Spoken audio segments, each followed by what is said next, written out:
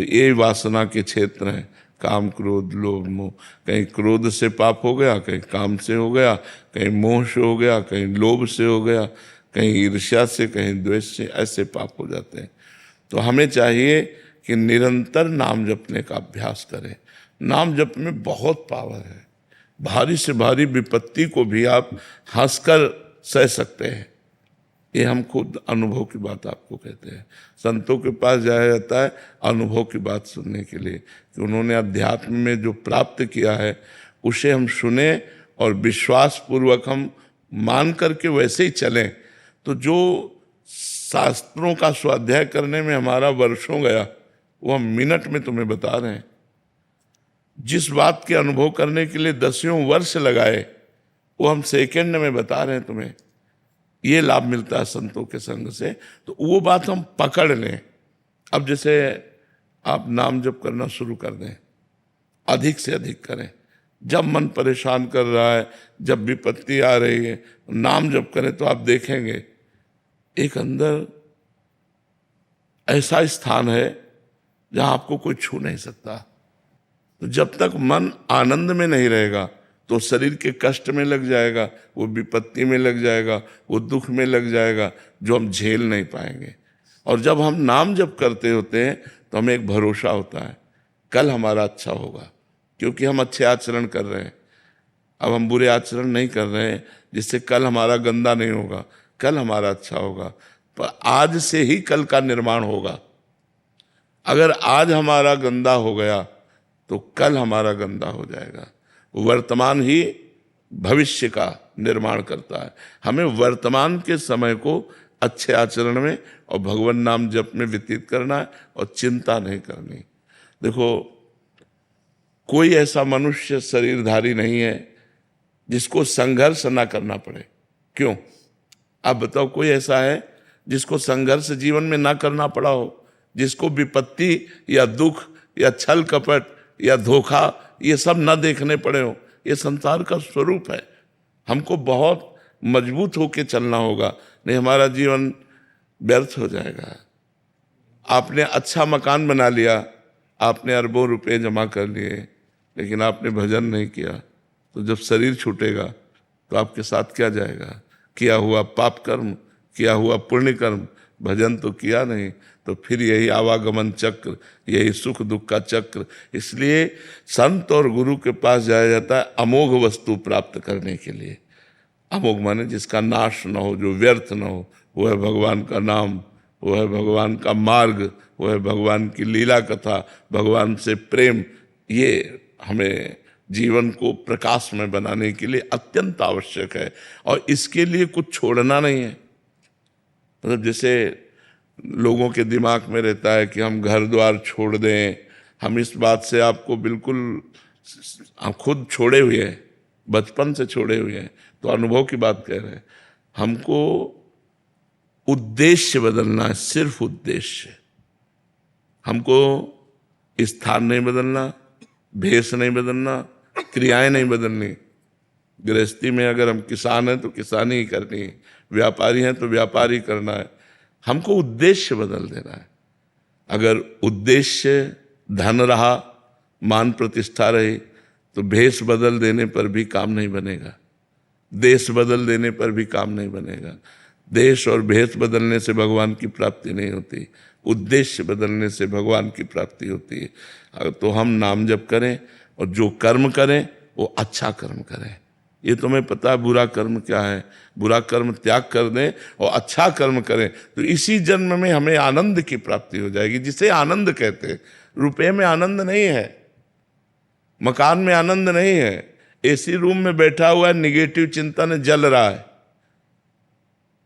पंखा भी नहीं है, लेकिन पॉजिटिव चिंतन मस्त है। चिंतन पॉजिटिव है, वो मस्त है। तो चिंतन पॉजिटिव कहां से आएगा? बिना अध्यात्म के पॉजिटिव चिंतन थोड़ी होता है, निगेटिव। अध्यात्म इतना बलवान है कि सामने वाला मार रहा है और हम उसका मंगल बना रहे हैं। तुम सुखी रहो, तुम्हें कभी दुख न पहुंचे, भगवान तुम्हें स्वस्थ रख। क्या ये मतलब है? क्या सामने वाला गाली दे रहा है, उसको मारने की चेष्टा कर रहा है और वो उसका मंगल मना रहा है। यह है अध्यात्म। इतना बल है अध्यात्म में कि अपने को अपमानित करने वाला, दुख देने वाला, हम उसको भी सुख देना चाहते हैं। कितना महान हृदय हो जाता है अध्यात्म से। इसलिए हम अध्यात्मवान बने, नाम जप करें। गुरुदेव, नाम जप के समय मन इधर उधर बहुत भागता है। कोई परेशानी नहीं। अगर इधर उधर मन भागेगा, हम भोजन पाएंगे तो पेट भरेगा कि नहीं? ऐसे ही जितना नाम जप कर रहे हैं, एक एक नाम से संसार के प्रति वैराग्य और अपने स्वरूप का ज्ञान और भगवान से प्रेम, ये होता जाएगा। लेकिन अनुभव तभी आता है जब पेट आधा भर जाता है, कई दिन के भूखे हो, फिर अनुभव आता है कि खीर कैसी और हलवा कैसा और रोटी दाल कैसी। जब तक आधा पेट नहीं होता तब तक तो केवल भरने में रहता है, जल्दी जल्दी में फिर स्वाद आता है। ऐसे अभी भरो, मन भागे कोई, राधा राधा राधा राधा राधा राधा राधा, 24 घंटे में 12 घंटा भजन होने लगे तो आधा पेट हो गए। फिर आपको स्वाद आएगा, राधा नाम सुधा रसम रसी तुम जिह्वास्त में विह्वला, आंसू गिरने लगे, राधा राधा, रोमांच होने लगेगा। जो चाहोगे वो कर सकते हो, आपके पास धन है, परम धन राधा नाम आधार, जो चाहोगे वो कर सकते हो आप। मतलब हम आपको सबको विश्वास दिलाते हैं कि भगवान नाम जरूर जप करो, नाम जप से ही तुम्हारा मंगल होगा। कष्ट के साथ आनंद, ये अध्यात्म अनुभव कराता है। तेरा किया मीठा लागे, ये केवल अध्यात्म अनुभव कराता है, नहीं तो आदमी विचलित हो जाता है। बहुत कष्ट है संसार में, आप देखो ना, बहुत कष्ट है। सब कुछ मेहनत करके किया, इसके बाद हम मर रहे हैं, सब छूट रहा है। अब फिर अगला जन्म, फिर पढ़ाई लिखाई, फिर में यार कब तक चलता रहेगा? कब तक चलता है? कोई स्थायी बात तो बने। अपना स्थायी नहीं, अपना ट्रांसफर वाले हैं। सरकारी ट्रांसफर आया तो छोड़ो शरीर, छोड़ो घर, छोड़ो पत्नी, छोड़ो पुत्र, छोड़ो बैंक बैलेंस, नया। अब पता नहीं सुअर बने कि कुत्ता बने कि पशु बने कि पक्षी बने, क्या बने, कुछ पता नहीं। इसलिए नाम जप करो, भगवत कथा सुनो, संत संग करो, अच्छे आचरण करो, जिससे तुम्हारा मंगल हो जाएगा। राधा रानी का कृपा पात्र होना कठिन है क्या? क्यों? क्योंकि ऐसा लगता है कि वो हमसे बहुत ज्यादा दूर चली गई। नहीं, ऐसे तो भगवान वही राधा रानी, वही भगवान है। तो भगवान कहाँ नजदीक दिखाई दे रहे हैं? अगर दूर देखोगे तो भगवान दूर दिखाई देंगे, और नजदीक देखोगे तो सबसे नजदीक भगवान है, हृदय में भगवान है। बहिरंतश्च भूतानाम अचरम चरमेव च सूक्ष्मात् तद् विज्ञेयम दूरस्थम चांदिके च तत्। वो बाहर भी है, भीतर भी है, समस्त चराचर भूतों के रूप में विराजमान है। वो दूर भी है, नजदीक भी है। जैसा मानो वैसा ही वो है। अगर मानते हो कि भगवान की कृपा प्राप्त होना बहुत कठिन है तो बहुत कठिन है। अगर मानते हो कि हम भगवान के बच्चे हैं, हम पर तो कृपा है, कृपा क्या प्राप्त करना है? कृपा है। कृपा ना होती तो मनुष्य जन्म न मिलता, कृपा ना होती तो वृंदावन न आते, कृपा ना होती तो साधु समागम न मिलता। हमारे ऊपर तो कृपा है, और हृदय नाच पड़े और खूब नाम जप करे तो कृपा में डूब गया। अगर निगेटिव सोचो, अरे वो तो बहुत दुर्लभ है, तो भोग सुलभ है, भोगों में लग जाओ। हमें पॉजिटिव चिंतन बढ़ाना है, निगेटिव चिंतन नहीं। अरे भगवान की कृपा, भगवान की कृपा तो है बच्चा, बिना कृपा के बैठे हो क्या यहाँ? अब मोहि भा भरोसा हनुमंता, बिनु हरि कृपा मिले नहीं संता। तो जो संत समागम में बैठे हो, भगवान की कृपा है तभी तो बैठे हो। गुरुदेव, आजकल के माहौल में अपने कर्तव्यों का निर्वहन करते हुए क्या मोक्ष की प्राप्ति संभव है? क्योंकि हाँ, उसका उपाय है धर्मयुक्त कर्म होना चाहिए, और कर्म भगवान को समर्पण करना चाहिए, और निरंतर नाम जप का अभ्यास करना चाहिए। कर्म समर्पण और नामाभ्यास से वो भगवत प्राप्त हो जाएगा। गुरुदेव, मैं सुप्रीम कोर्ट में एडवोकेट हूँ, तो हमें दोनों पक्षों को देखना पड़ता है। अब देखो, ऐसी बात तुमने कही है कि इसमें हम संशय पैदा करते हैं, क्योंकि आप लोग जानते हैं कि हम जिसका साथ दे रहे हैं दोषी है। आपको पता, वो बताएगा, ना बताएगा तो रुपया बताएगा। जहां से ज्यादा रुपया मिलेगा तो रुपया बताएगा ना। अब अगर दोषी को आप बचाते हैं और अर्थ लेते हैं तो मोक्ष कैसे हो सकता है? संशय इसीलिए हमने प्रकट किया, इसीलिए पहले कहा धर्मयुक्त कर्म। अगर पता है दोषी है तो हम तुम्हारा केस ही नहीं लेंगे। जैसे कानून के मुताबिक अगर कोई अपराधी भी है, इवन जैसे आतंकवादी भी हमारे यहाँ आए, उनको भी हम बचाव के लिए वकील देते हैं। तो वो वहाँ कर्तव्य आता है उसका कि अगर उसको दिया गया है कि उसका बचाव करना है, जो भी देखो, सरकारी बचाव पक्ष देना और धन से बचाव पक्ष देना, इनमें दो में भेद हो जाता है। यदि आप सरकारी वकील हो और सरकारी वकील के अनुसार आपको बचाव पक्ष दिया गया है, तो फिर आपका कर्तव्य बनता है कि आपको जितनी वकालत है वो पूरी लगाकर उसको बचाने की कोशिश। लेकिन अर्थ के विषय में तो हम सावधान हो सकते हैं कि एक आदमी गलत का आचरण करके आपको 50 लाख देता है और एक 5 लाख भी नहीं दे सकता है। हमारे वकालत की सार्थकता होगी कि हम एक निर्दोष आदमी को बचा सके। कुछ होते हैं जिनका पेशा होता है, जिनका कार्य ही होता है मुजरिम कोटि का, ऐसे लोगों का साथ नहीं देना चाहिए और धर्म से चलना चाहिए, तो भगवान कृपा करेंगे। नहीं तो बहुत मतलब धर्म का सूक्ष्म स्वरूप है, अपराध बनने में देर नहीं लगती ना। अच्छा, ये वकालत ऐसा खेल है कि इस खेल में मतलब समझ पाना बड़ा कठिन होता है।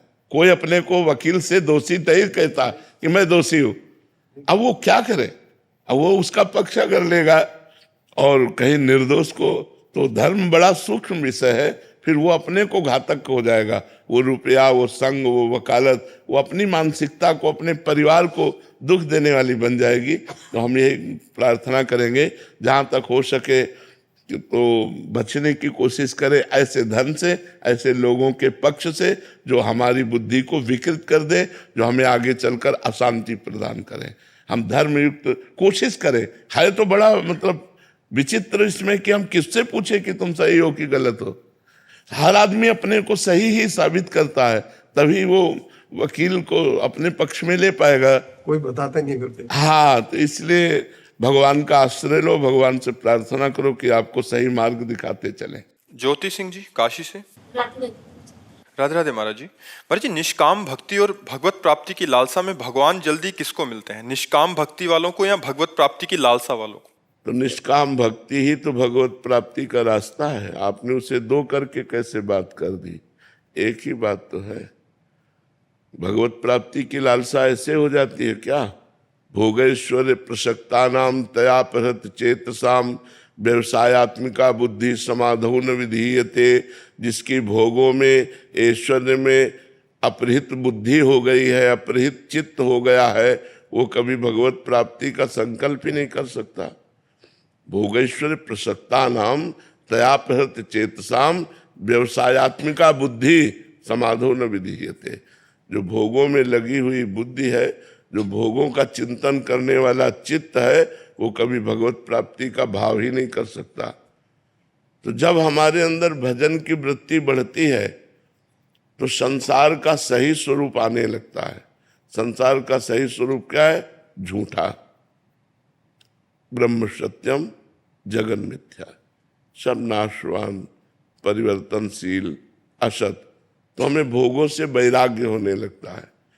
भोगों से वैराग्य होना ही निष्कामता है, कोई कामना नहीं रहती। जब निष्कामता में कामना प्रकट होती भगवत प्राप्ति की लालसा, तब प्रेम प्रकट होता है। निष्कामता में ही तो भगवत प्राप्ति की वृत्ति उदय होती है। तो हम उसे दो करके बात करेंगे कि निष्कामता श्रेष्ठ है या भगवत प्राप्ति की लालसा, तो गलत। निष्कामता से ही भगवत प्राप्ति की लालसा, भगवत प्राप्ति की चाह, भगवत मिलन की उत्कंठा ये जागृत होती है। इसलिए भगवान से प्रार्थना करें कि हमारे अंदर निष्काम भक्ति जागृत हो, तो उसी के फल से लालसा उत्पन्न होती है। सुख में भगवान याद रहते हैं, दुख में भूल गए। नहीं, गलत सिद्धांत है। अगर सुख में प्रभु याद रखते हैं तो दुख में तो गाढ़ चिंतन होगा। इसका मतलब सुख में याद नहीं रखते, ये सिद्धांत है। अगर सुख में भगवत चिंतन होता है तो दुख में तो गाढ़ चिंतन होता है भगवान का। ऐसा कैसे हो सकता है कि दुख में भगवान का चिंतन भूल जाए? ऐसा नहीं होता। सुख में यदि हम भगवान का चिंतन करते हैं तो सुख पूर्वक हमारा अभ्यास दृढ़ हो रहा है, तो दुख में तो हमारा गाढ़ चिंतन होगा, क्योंकि उस दुख निवृत्ति का उपाय ही भगवत चिंतन है। हरि स्मृति सर्व विपद विमोक्षणा। भगवान का चिंतन ही समस्त विपत्ति और दुखों में सहने की सामर्थ्य देता है, उसको रौंद कर निकलने की सामर्थ्य देता है। इसलिए अभ्यास गलत है, अभी सही अभ्यास नहीं है। सही अभ्यास अगर सुख में सतत भगवत चिंतन हो रहा है, दुख में गाढ़ चिंतन होगा। अभ्यास ठीक करो। पार्थ जी मुंबई से। राधे राधे महाराज जी। महाराज जी, जीवन में कई बार कुछ खोकर ही कुछ पाने का अनुभव होता है। एक और कृपा और प्रशंसा होती है तो दूसरी ओर उलझन और असंतुलन बनता है। ऐसे समय में जब मन को भविष्य की चिंता और संबंधों में कठिनाई महसूस हो, तब भक्ति को कैसे स्थिर और निर्मल रखना? नाम जप। उस समय नाम जप को पकड़ लेना चाहिए। जैसे अब तूफान आ रहा है तो हम किसी पहाड़ का आश्रय ले ले तो सुरक्षित हो जाएंगे।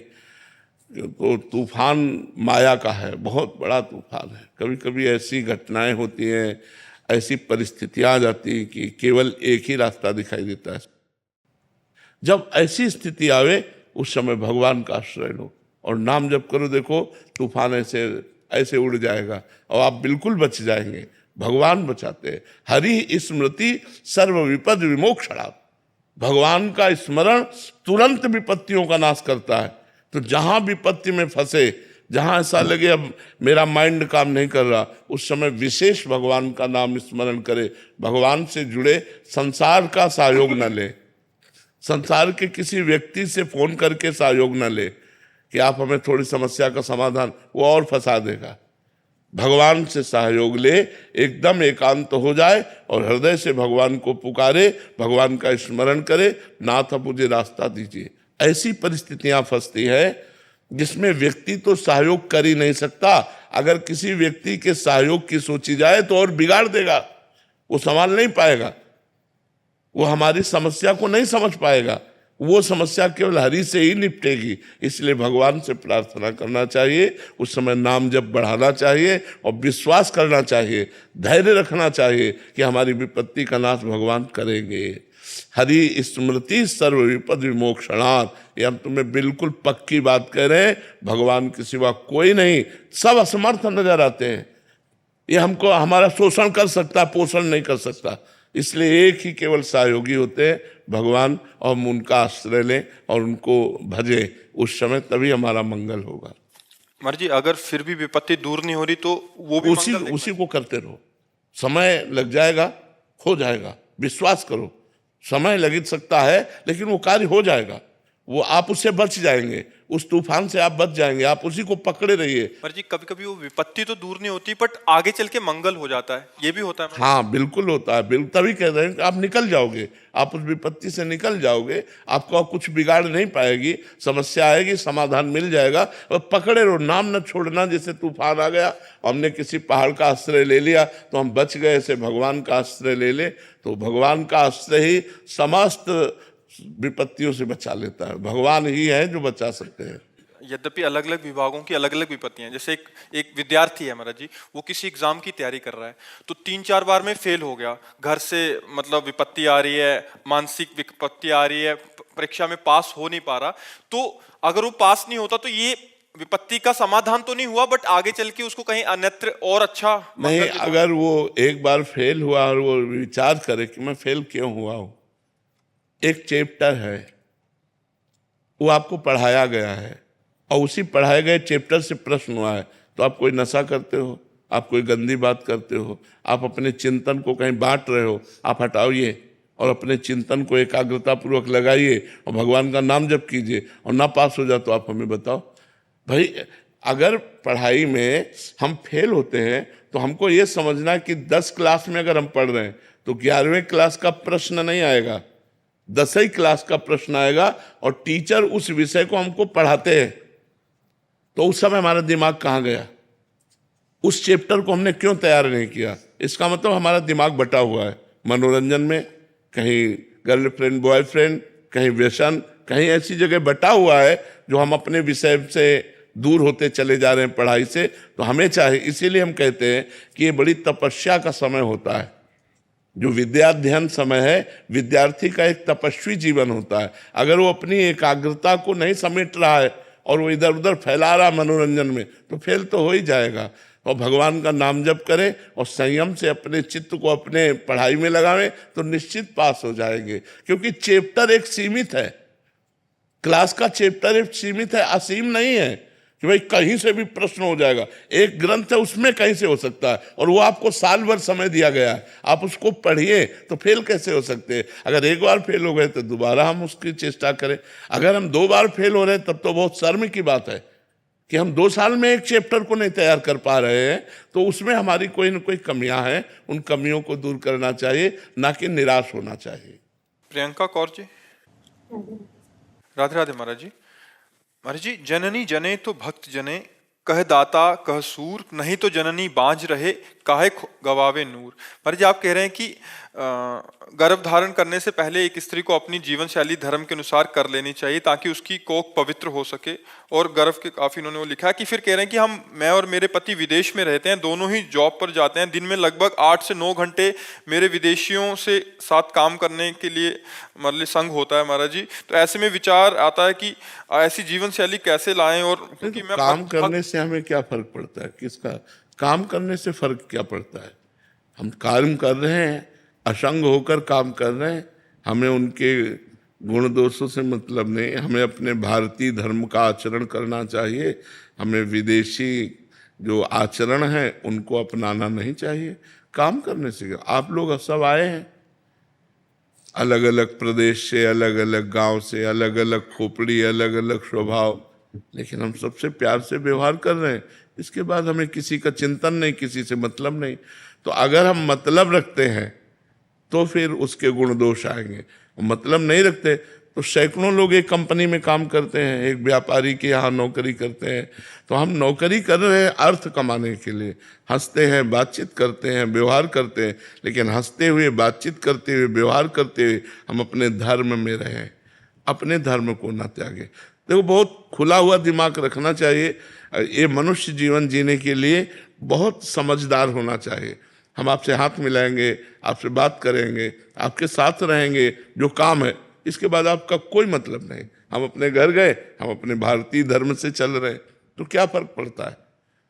अगर आप तो वहां विदेश में हैं, अगर आप विदेश में नहीं भी हैं और आप गलत आचरणों को नहीं संभाल पा रहे, तो मोबाइल काफी है, नहीं काफी है, क्योंकि मोबाइल के संग मात्र से आदमी गलत हो जाएगा।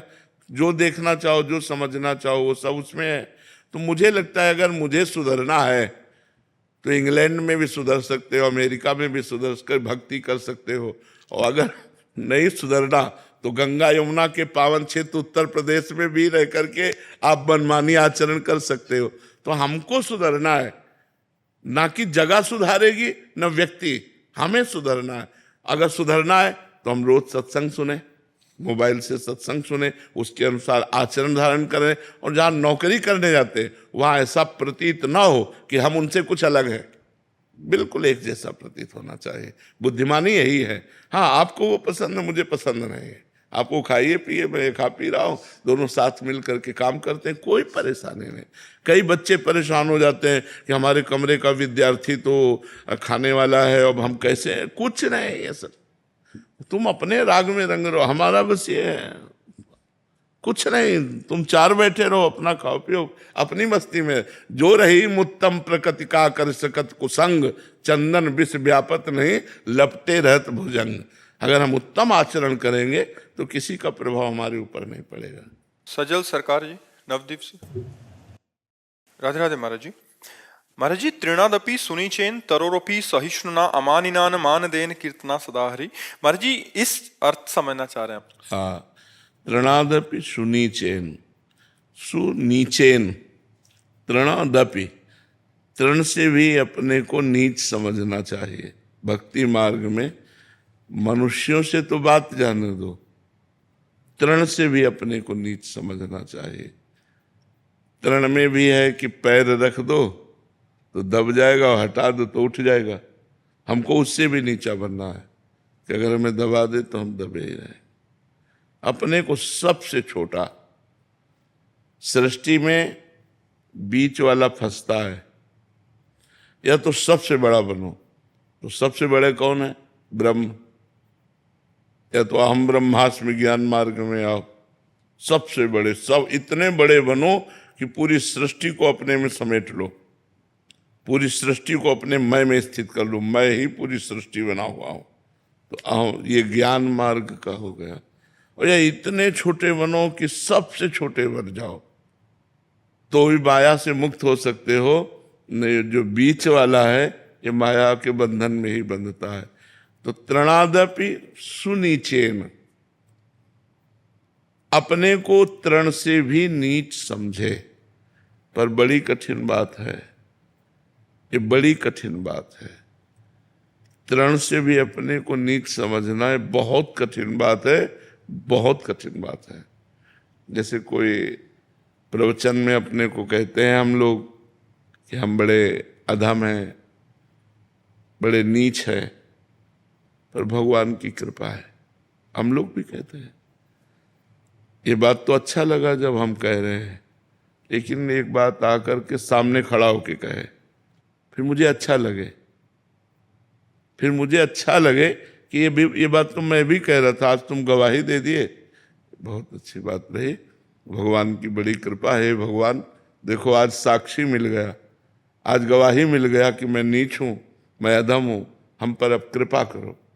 पर ऐसा भाव नहीं आएगा, जलन पैदा हो जाएगी, नहीं हो जाएगी, समझ रहे? वही बात हम कह रहे थे। दैन्यता दिखाने के लिए भक्ति की जो दैन्यता है, मैं बड़ा अधम हूं, मैं तो नीच हूं, पतित हूं, जो भी है भगवान की कृपा है, नहीं तो मेरे में कुछ नहीं है। बस सेम शब्द सामने आके बोले सभा में, और वही वचन सुनकर मुझे आनंद हो कि ये तो मैं भी कह रहा था, प्रभु आज गवाही मिल गया, आप कृपा कर दो। तो ये बात बड़ी कठिन है, नहीं कठिन है? तृणादपि सुनीचेन होना बहुत कठिन बात है। इसे कह लेते हैं हम लोग, लेकिन ये बहुत कठिन बात है। तृणादपि सुनीचेन, ये महापुरुषों में पाया गया। श्री रंगनाथ जी के आचार्य थे, तो वृंदावन में विराजमान थे, तो एक काश्मीरी विद्वान जो उनकी महिमा सुने तो आए, तो संस्कृत में नवीन श्लोकों की रचना करके उनकी स्तुति की। जो रंगनाथ जी के आचार्य थे उनकी, वो उठे और चुपचाप चले गए, रंगनाथ जी के अंदर बैठ गए जाकर। उनको अपनी स्तुति भक्त को रुचिती नहीं है, उनको बड़ा बुरा लगा। जो कश्मीर से पंडित आए थे, क्या हमने तो सोचा था इनकी स्तुति करेंगे, ये कुछ भेंट आदि देंगे, और ये तो बिल्कुल नाराज होके चले गए। तो रुके वो भी वृंदावन।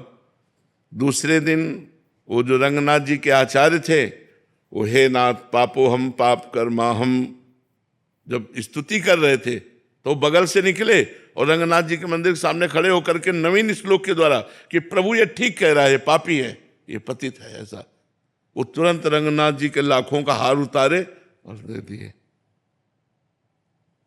समझ में नहीं आया कि है क्या ये चीज।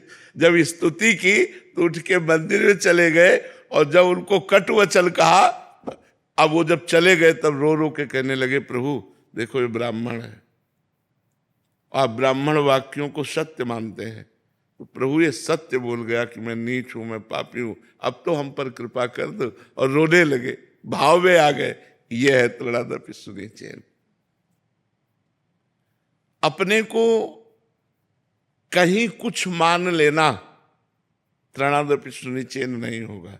सन्यासी हैं, गृहस्थ हैं, जो भी कुछ मान लेना तृणादपि सुनीचेन, तृण से नीच क्या हो, अब कुछ नहीं, भगवान के चरणों के आश्रित है, भगवान के चरणों के सहारे हैं, आप सबकी कृपा के आश्रित है। मतलब कितनी बड़ी दैन्यता तृणादपि सुनीचेन में छुपी हुई है कि पूछो मत।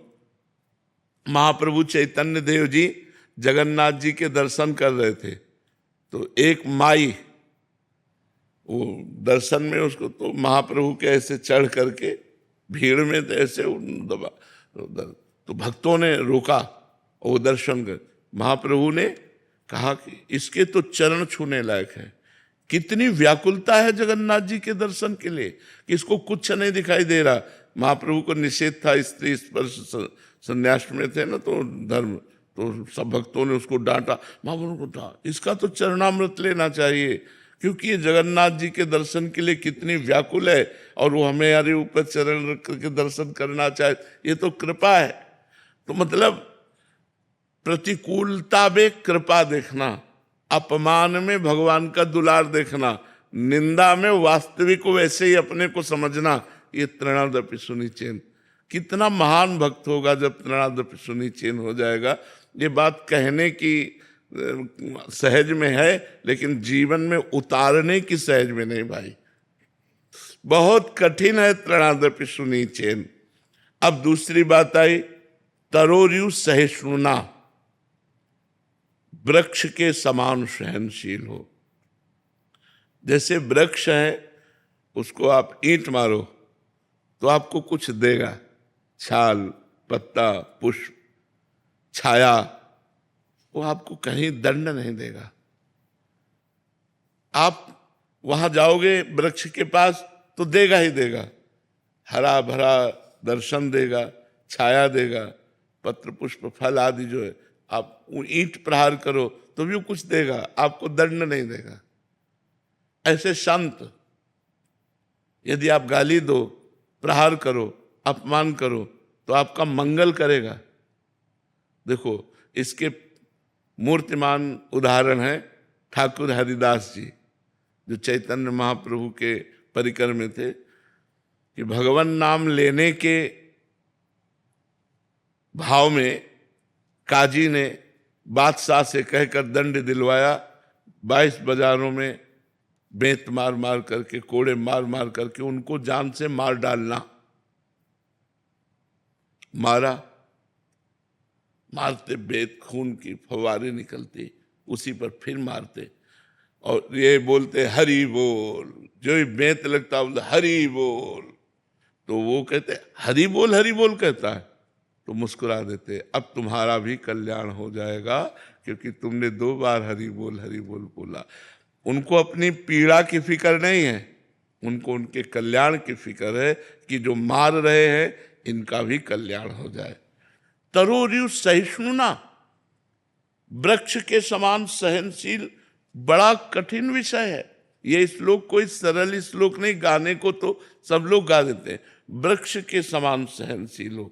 वृक्ष स्वयं धूप सहता है, दूसरों को छाया देता है, वर्षा सहता है, सब सहता है, लेकिन दूसरों को छाल, लकड़ी, पत्र, पुष्प, फल दे, ये परोपकार के लिए ही है।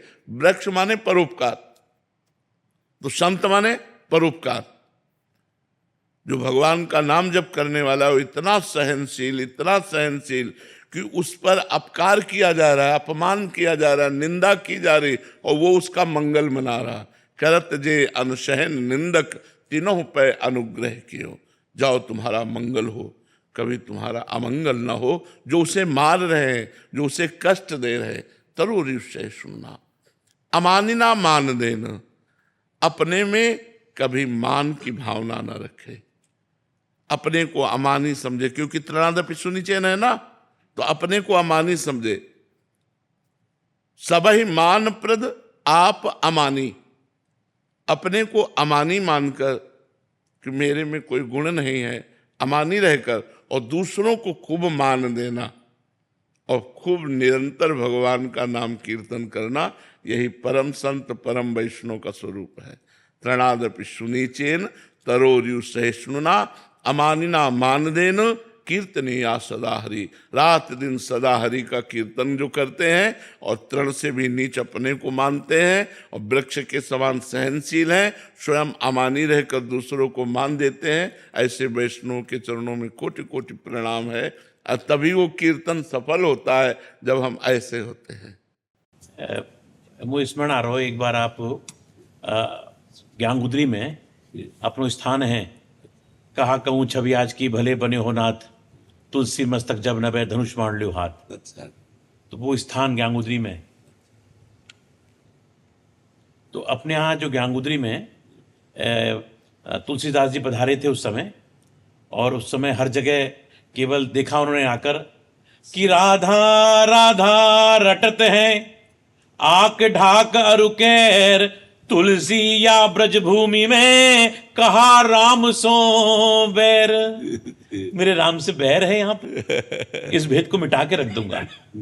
भगवान से प्रार्थना की, कहा कहूं छवि आज की, भले बने हो नाथ, तुलसी मस्तक जब न बह, धनुष बाण लियो हाथ। तुरंत भगवान जो हैं कृष्ण राम रूप में प्रकट हो गए। एक छोटी सी घटना और घटी, 1 मिनट ले लूं। जब नाभादास जी ने भक्तमाल की रचना कर दी, करने के बाद उसका विमोचन करने के लिए उस स्थान पर आए ज्ञानगुदरी में, और उन्होंने एक झरा भंडारा किया। सब लोग पधारे, गोस्वामी तुलसीदास जी भी पधारे। चूंकि आने में थोड़ी देरी हो गई थी, उसी स्थान की बता रहा हूं मैं आपको, और वो थोड़ा सा देरी से पीछे आकर बैठ गए। मालपुआ सूखा आइटम था, हाथ में ले लिया। लड्डू था, हाथ में ले लिया। अब बोले खीर काय में लें, पात्र था नहीं। तो उन्होंने देखा एक संत की जूती रखी थी, उन्हें जूती उठाई, इसमें डाल दो। तो डालने वाले ने कहा, छी छी राम राम, कैसा साधु है, जूते में खीर लेता है। उसने तो ये कहा कि जूते में खीर लेता है। गोस्वामी जी के मुंह से बरबस एक दोहा निकला कि तुलसी जिनके मुखन ते धो क्यों निकसत राम, तिनके पग की पग तरी, मेरे तन को चाव। भगवान के नाम जापक की पग की, बिल्कुल। और भगवान की अपूर्व कृपा है। और मैं तो ये मानता हूं कि भगवान शंकर ही गोपी के रूप में आए यहां पर। महादेव जी ने काशी से भेजा है। हाँ जी, काशी से भेजा है। और जिस समय भगवान महादेव जब विष ग्रहण करने लगे, तो जैसे ही विष मुंह में रखा, तो विष ने कहा मुंह में रखूंगा। भोलेनाथ ने कहा ना, मुख में नहीं रखूंगा। बोले क्यों? मुख में ठाकुर का नाम है। और जैसे ही कंठ पे आया और कंठ से नीचे जाने लगा, विष ने कहा नीचे जाऊंगा। बोले खबरदार, नीचे मत जाना, नीचे ठाकुर रहते। कहां रखोगे? बोले कंठ में रखूंगा। नीलकंठ पड़ गया। आप आनंद आ गया, आनंद आ गया, आनंद आ गया। सबको बहुत बहुत। विरह में बाबरी कर दे बसुरिया उसको कहते हैं, पड़ी रहती है कांधे पर कमरिया उसको कहते हैं, जिगर के पार हो जाए नजरिया उसको कहते हैं, जो करे प्यार राधा से समरिया उसको कहते हैं। श्री राधा, श्री राधा। सेवा में रति हो जाए, नाम में रुचि हो जाए, आशीर्वाद दीजिए, संसार में भटकते रहे। जो निरंतर नाम जप है, वो जब अनर्थ की निवृत्ति कर देता है, तब रुचि नाम में भी और सेवा में भी हो जाती है। तो नाम को ही हम अधिक पकड़े, तो नाम से ही जो हमारी विक्षेप है वृत्तियों में, वासनाओं का, वो जब नाश हो जाता है, तो भगवान में प्रीति हो जाती है, उनकी सेवा में रुचि हो जाती है।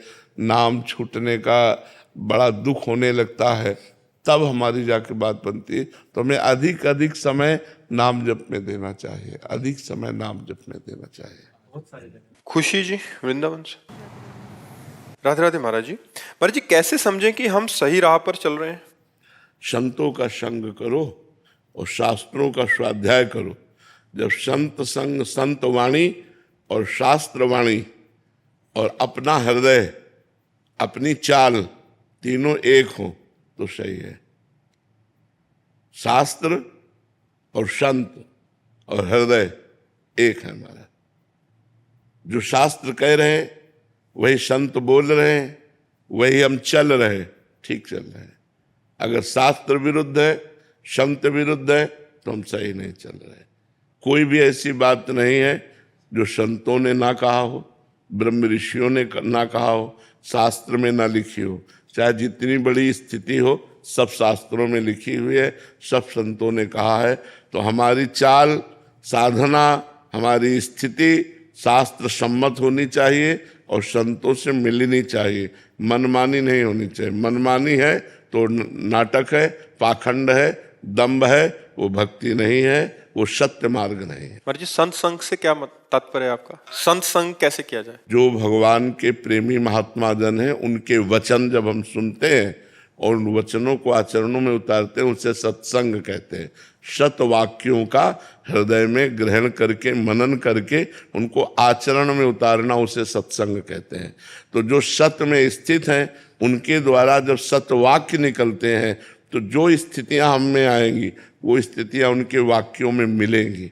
तो शास्त्र सम्मत संत सम्मत हमारी चाल होनी चाहिए, साधना होनी चाहिए, और हमारी स्थितियां शास्त्र सम्मत होनी चाहिए। मनमानी नहीं होनी चाहिए। मनमानी ड्रामा, पाखंड, नाटक ये भक्ति में नहीं है। अगर ये मनमानी आचरण है तो ठीक नहीं है। महाराज जी, इसमें एक जैसे आपने बोला शास्त्र सम्मत और संत सम्मत, तो महाराज जी बहुत सारे शास्त्र हैं जो एक अलग अलग मार्ग के हमें ज्ञान देते हैं, तो और बहुत दोनों, सारे इसीलिए हमने कहा शास्त्र सम्मत और संत सम्मत। संत सम्मत में ये है कि जैसे इष्ट मिले और मन मिले, मिले भजन रस रीति। जहाँ हमारा इष्ट मिलता है, हमारा मन मिलता है, हमारी भजन रस रीति मिलती है, उन संतों के वाक्यों को हम माने। शास्त्र में जैसे सांख्य योग, भक्ति योग, कर्म योग, तो हम किस योग के प्रतीक हैं उस योग को हम देखें, अपने मार्ग के अनुसार हम अपनी बातों को स्वीकार करें। शास्त्र सम्मत और संत सम्मत हमारा मार्ग जो है, इसीलिए हम अपने मार्ग के शास्त्रों का स्वाध्याय करें, अपने मार्ग के संतों का संग करें। अब जैसे हमारा भक्ति मार्ग है, अगर हम ज्ञान मार्ग के संतों का संग करेंगे तो हमारा उनका भाव नहीं बैठ पाएगा ना। उनका भाव है अहम ब्रह्मास्मि, मैं ब्रह्म हूँ, हमारा भाव है दासोहम, मैं उस ब्रह्म का दास हूँ। तो सारा सिद्धांत ही बदल जाएगा। दासोहम और सोहम, मैं वही हूँ और मैं उनका दास हूँ, तो अंतर पड़ जाएगा। तो इष्ट मिले और मन मिले, मिले भजन रस रीति। तहाँ निशंक होए मिलिए, तासों कीजिए प्रीति। शंका रहित होकर ऐसे संतों से प्रीति करो और उनके वाक्यों को स्वीकार करो।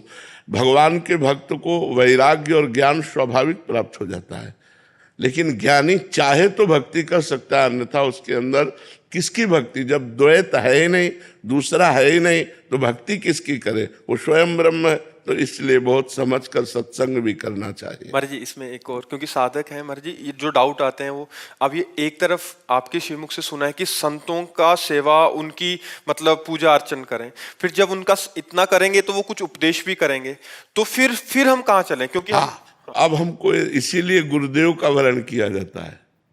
गुरु का वर्ण इसीलिए किया जाता है कि हम संत सेवा कर सकते हैं, खवा पिया सकते हैं, उनके चरण धो सकते हैं, उनकी आरती कर सकते हैं, लेकिन उपदेश अपने गुरु के मानेंगे, या जो गुरु से मिलते हुए उपदेश है वही हम अपने जीवन में धारण करेंगे। हम सब उपदेश नहीं मान सकते, क्योंकि मान लो कोई ब्रह्मज्ञानी है, कोई कर्म योगी है, कोई अष्टांग योगी है, अलग अलग संत हैं, तो हमको चाहिए हम जिस योग के गुरुदेव का वर्ण किया है, प्रवचन सबके सुने, माने अपने गुरु की। जो उपदेश हमारे गुरु से मिलेगा वही हम उपदेश मानेंगे, अन्यथा प्रणाम, संत सेवा कर लेंगे, लेकिन सब उपदेश हम नहीं मान सकते। उपदेश अपने गुरु के या गुरु से मिलते हुए वाक्यों के उपदेश।